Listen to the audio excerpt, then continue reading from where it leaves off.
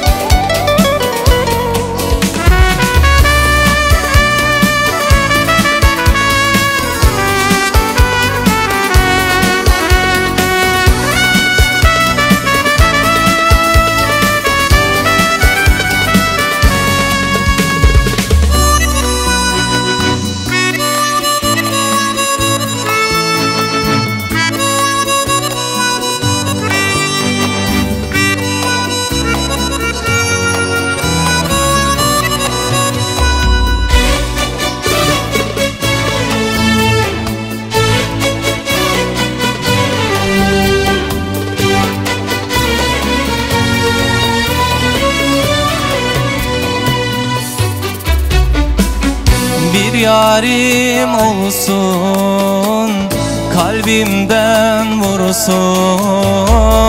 Bir oğlum olsun, adı Can olsun.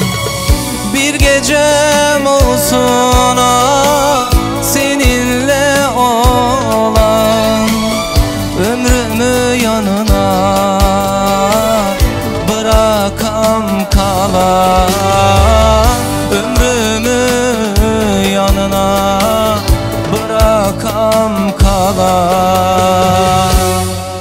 Bir tanem, deli gibi severim seni ben, özüm gibi severim seni ben.